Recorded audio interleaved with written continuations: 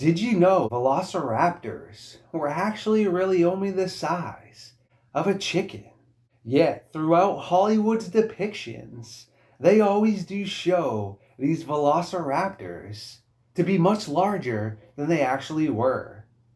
Instead, they're showing you the Deinonychus, or the Utah Raptor. These are all very apex-based predators. Yet, there is that massive depiction difference. Recently, scientists have found skeletons that show these carnivores were covered in feathers, most likely. There is an argument as to how much of the body was covered in feathers and what colorations these feathers actually could be. Scientists believe that the Velociraptor, as well as the Deinonychus and the Utah Raptor, were closely related to birds, which means they were warm-blooded and not actually reptilian-based, which brings a whole nother interesting scenario as to how these carnivores would have acted within their natural habitats. They all did have a very large based hook claw on their foot, which was their primary tool for success. It would depend on the size of the Velociraptor, the Deinonychus, or the Utah Raptor as to how big this claw would have truly been. And it was believed that their eyesight was absolutely excellent. Paleontologists also believe that their brain was fully advanced. They had the intellect potentially of what we see in primates this day and age. Now, that is some terrifying stuff. Picture something that is pack oriented, that can think together and have strategies as they go amongst their survival techniques. We all know some of the large depictions in Hollywood that have been produced, some much better than others. Of course, my favorite, before I really knew about the Velociraptor, was the Tyrannosaurus Rex. Yet, once I figured out about the Velociraptor, that became my favorite dinosaur. Then, I obviously learned the differences of the Velociraptor, the Deinonychus, and then the Utah Raptor. I enjoy all three of them. Just the thought of the differences of how these apex predators could have hunted in their time frames is absolutely terrifying. And to think that they were covered in feathers is really truly intriguing.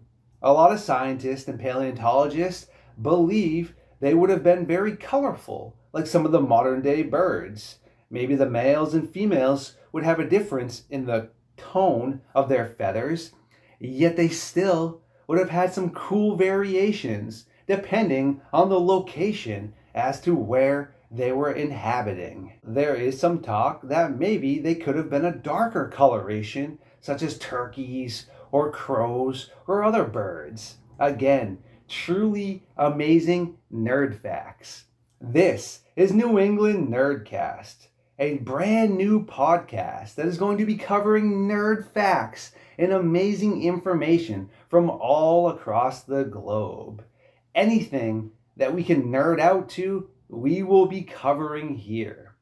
On the pilot episode, I of course just wanted to talk about one of my favorite things, dinosaurs.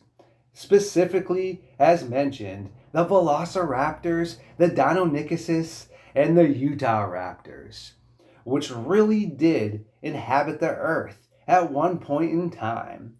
We have found so many amazing skeletons that really show us what these carnivores were about. Imagine a velociraptor the size of a chicken, yet with massive teeth and claws. If it's the size of a chicken, maybe you could have even had it as a pet. Or is it something that would have been able to be kept in a zoo? Because we do know with larger predators, such as orcas and other apex predators like great white sharks, they do not do well in zoo environments because they're not able to do what it is that they are meant to do throughout their evolutionary aspects. Yet, if we're talking about something the size of a chicken or a turkey or maybe a horse, could these velociraptors and Deinonychus and Utah raptors actually have been something that we as humans could have interacted with and not necessarily have been on the food chain? Recently, they did find a skeleton of a velociraptor that was locked in to a struggle with a herbivore when all of a sudden they were fossilized. This is where we're not really able to truly understand what occurred. Could it have been a landslide, a flood? Who knows? But all we do know is this skeleton was almost perfectly fossilized with this herbivore as they were battling it out. Now that is some amazing stuff right there. A lot of people don't realize when it comes to something becoming a fossil, the larger you are, the harder it is for you to become fossilized. Yet when you are smaller, it's much easier because your fossils have been concealed. Yet if you are something that is extremely large and you become a fossil, that is almost a miracle because as time passes on, you do have scavengers and other predators that come in and then scatter these bones all around, which make it very hard to find a complete fossil. When you look at things like the Tyrannosaurus rex and other massive predators throughout time, you never really find a full skeleton. It's always bits and pieces. They have been scattered throughout time.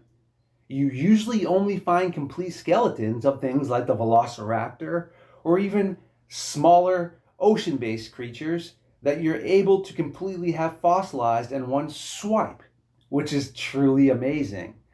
Recently, they have also been able to find some soft tissue inside of these fossils. Keep in mind, this is all such cool things right there. A lot of people don't realize that there is substantial evidence to support that many species of dinosaurs did eventually have some sort of evolutionary path with birds. When you think of the term raptor, such as eagles, hawks, and other apex predator birds, where does that term raptor come from, and why do you have terms like the velociraptor? Of course, scientists and paleontologists are much smarter than myself, and they have been sitting down trying to figure out where exactly the Velociraptor, the Deinonychus, and the Utah Raptor, and all these other dinosaurs that were carnivorous fit in to the good old evolutionary train. Yet, as we have progressed in time, there is such great minds that have been able to figure out the probability is very high that modern day birds had some sort of relation to prehistoric dinosaurs. Not necessarily all of them, but specifically the raptor group. Now, if you watch how modern day raptors interact, just think if you took away the wings, but look at their feet, you have the way they move around, and then let's put that back onto a velociraptor, except let's give it articulated arms. Let's give it a tail. Let's give it some colorful feathers, and picture how it bobs all around as it's going through the swamp or heavily forested areas when it is out and about on its daily endeavors. That is something that is so awesome to think about. Now, would I want to interact with any of these personally? No. Yet, thinking about how this all unfolded is absolutely amazing. Well, I guess maybe if it was a velociraptor that was the size of a chicken, sure, that's pretty cool. Yeah, I don't know. If anyone's seen a chicken that's pretty angry, it still can be quite hectic. And now picture a turkey. Yes, if that thing's upset, that's extremely hectic. Now something the size of a horse, yikes. When I was younger, a funny little story, we were feeding Canadian geese. We ran out of bread. These geese were not very happy. They came charging at me. I was absolutely terrified. What is going on right now? These dinosaur looking like things are not very happy with me. Now let's give them claws, a massive talon, huge teeth, and the ability to sprint while their body is completely balanced with its tail. That is something, again, straight out of nightmare fuel.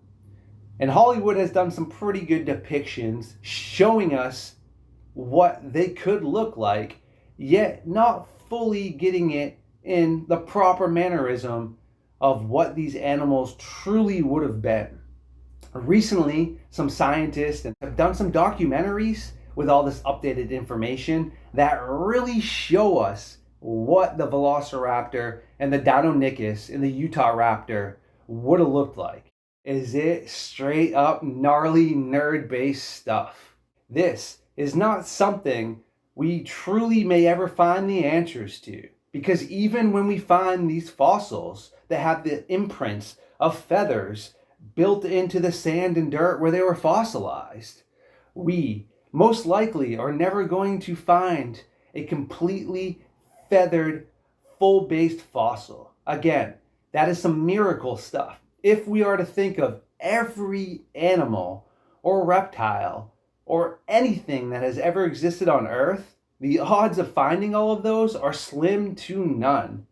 There are countless prehistoric carnivores where they only have teeth or just a portion of the skull to really try to go and recreate what it was that this creature looked like. If we do have the impressions of the feathers that are being fossilized, where do these feathers come from? This means these carnivores truly must have had some sort of coat of feathers.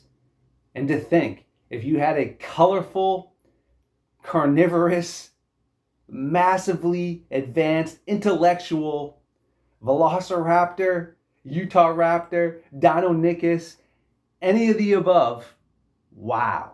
Now that is some straight up gnarly stuff to think that they would all be interacting with each other, communicating, like a pod of orcas or dolphins would. Yes, this is something that you do still see today with advanced carnivores.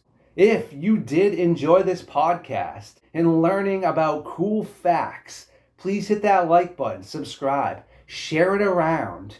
Hype that video. It really does help out in the good old algorithm and gets us some attention from YouTube. Thank you so much for hanging out with me tonight and nerding out on New England Nerdcast. And remember, there's a bunch of amazing information out there. Never stop learning and never stop gathering this amazing information. I will catch you on the next one.